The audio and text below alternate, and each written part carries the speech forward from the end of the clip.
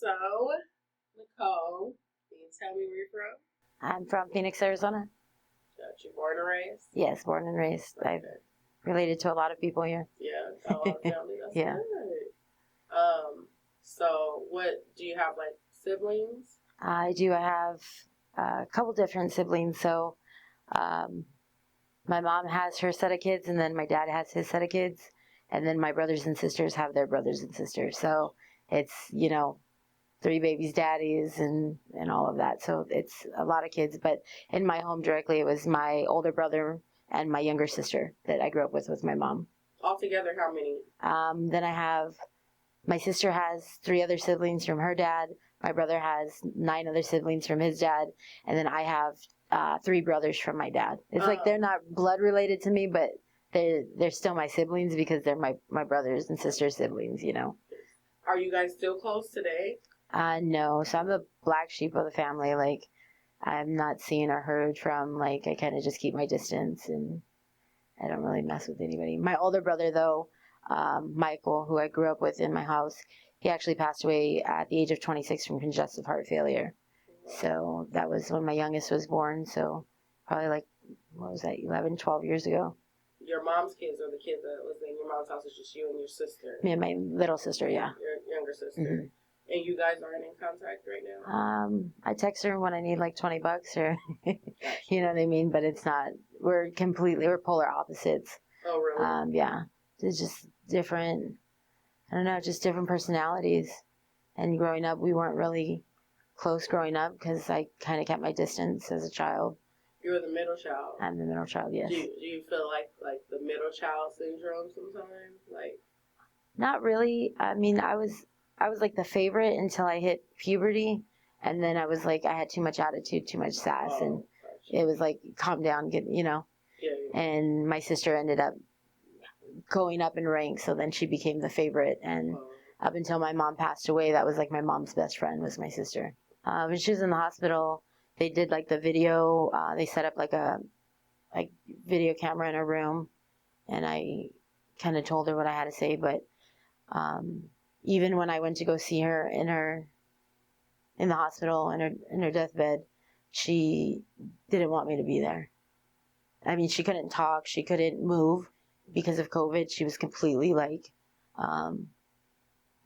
handicapped, I guess is the word. But I went to go like grab her hand, and she like with all her energy like pulled her hand away from me. So,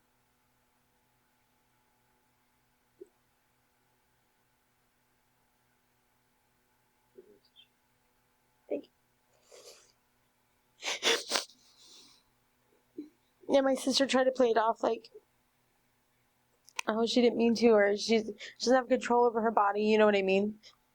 But I know my mom, and I know her personality, and she didn't want me there.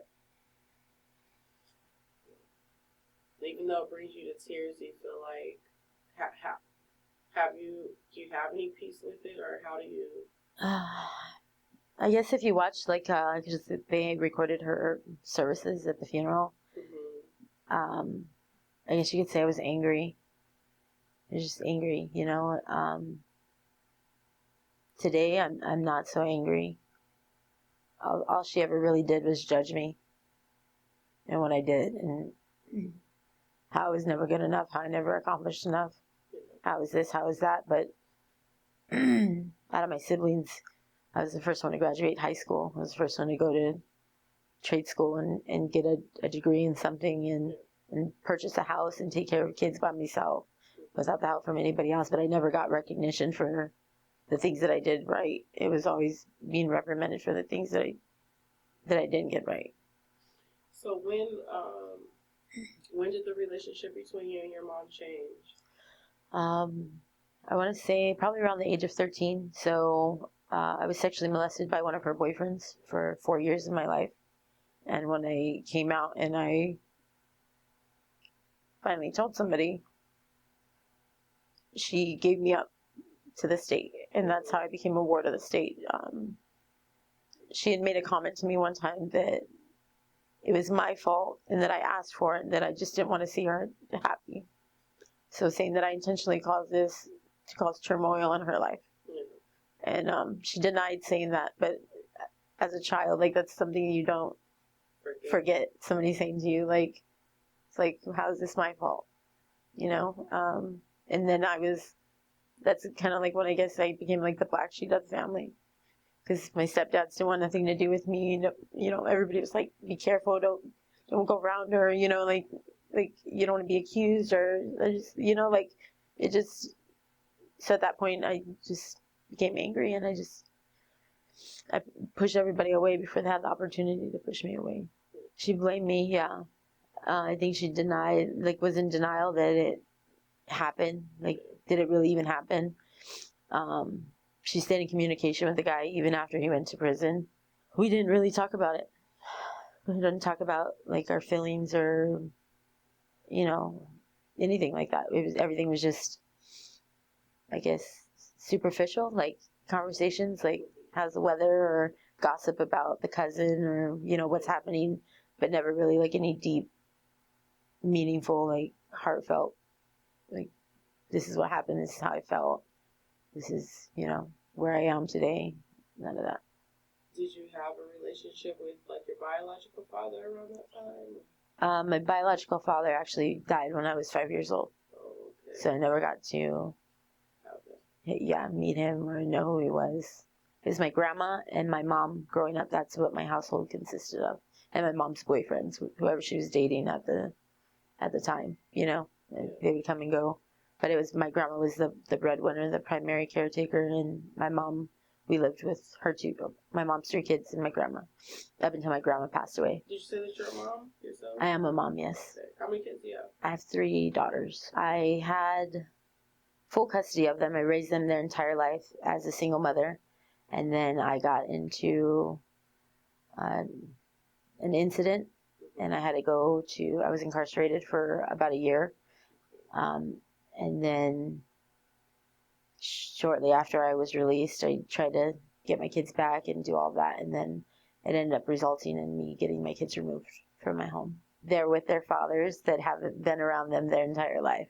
So these are men that did not raise them, did not grow up in the same household as them, didn't call, didn't send a birthday card or anything, and now my daughters are living full-time with it. And they, of course, they have different dads. So my 17-year-old is my communicator, so she's the one who, like, tells me what's going on, tells them what's going on with me, and kind of all that. I mean, I think, especially my 14-year-old, my 50, she's again 14, 15, I think she found out that the grass isn't always greener on the other side. You know what I mean? Sometimes you think you got it so bad in the house that you're in or the situation you're in, and then you get to go somewhere else and it's, yeah, you're not center of attention, and, you know, you don't get everything now because you're not coming over just on the weekends. You're there full time. When did your homeless journey begin? Like, how did you? So that's more recently. So I've been homeless now for about 3 months. So I got out of jail. I got the kids back. I was doing good, working 2-3 jobs to pay the bills, and then the kids got taken away. And now I have no need for this 3-bedroom house and, you know, all this space. So I went to go live with my aunt and my uncle, which is my mom's brother. And I had a drinking problem at the time. So eventually they were like, you can't stay here anymore. You got to go to rehab. I went to rehab, and that's where I met Eric. We've been dating, and then I had the apartment and I had everything, and then I stopped working. So you guys have been homeless for 3 months. So yeah, about 3-4 months. So do you always sleep in the car, or? Sometimes we get a hotel room, like if we can hustle up enough money. So I will find things like either for free or in bulk trash, or, you know, something that maybe just needs a little paint or a little fixing up. And between Eric and I, we will put it together and make it look nice and resell it online. I'm also a barber. I'm a licensed cosmetologist. I cut hair, but I can fix pretty much anything. Some days we make more money than others. Sometimes we spend our money more wisely than we don't. For the majority of the time, we are sleeping in the car. Have you tried to get into any programs for? So it's called the Brian Garcia Welcome Center, which is downtown, which is a housing hub for all the resources. So like DES, housing, like all of that's in one space. It's down on, I believe, like 12th Avenue. And you go there and you register, and they will help you. So if you need to file for your like disability because you're SMI or anything like that, you can go down there and you register, and then you can go on campus and go to the different buildings to help you with those services. So I just registered there, but I had my dog and she's not registered. I need to get her, like, because you got to get her like as a service dog to go on campus and do all that stuff. So I wasn't able to actually go on campus, but I was told that Eric went on campus, and I think they told him that if we can come up with 2 paycheck stubs showing that we have consistent income, that they'll help us get into an apartment. I wanted to back up because I know you said that you so you went through a traumatic experience with your stepfather, like basically molesting you. Do you feel like that had anything to do with you, like taking drugs or anything? Yes and no. I don't really blame my decision making on the things that have happened to me. Yeah. I don't go, oh, I'm this because of this, or I had a choice and I chose to do it, and not blaming it on anything else. I like the way it makes me feel. I like the energy that I get from it. I'm able to get a lot done. There's different things, but I don't sit there and go, maybe with the drinking I did. A lot of the times with the drinking, it was everything, whatever was too much to deal with or handle, I would, drink, because then I was able to, for a minute, separate myself and relax and decompress, right? And not have to worry about something because I'm so belligerently drunk, I'm not thinking of anything else. I think a lot of my using is just because it's around, but the fentanyl, it's a different kind of drug, all drugs, you have that craving, you have that thing. But with the fentanyl, I will say, like, when you go a period of time without using, like, you start to get like withdrawals, and you get sick, like you're cold sweat, like, and your stomach's messed up, and it's a different kind of game. Like, your whole body aches, like you feel like you're gonna die. If you had the chance to have a conversation with your mom, like, what would you say to her? Like, I think she'd still be angry at me. I don't think she would like Eric very much. I don't think she would approve of me being homeless, approve of me not having my children. She'd probably look down on me and not have a lot of nice things to say about me. She was not a loving, compassionate mother. Maybe to other people, I hear stories that she was this, wonderful neighborhood mom that catered to all these kids who had troubled homes, but meanwhile her own daughter was in turmoil and she was not there for me. If I could write the script of my life, my happy ending would be me and Eric married together, stable, to where our kids that are now becoming adults themselves have a place to call home, have a place to have holidays, that we can grow old together.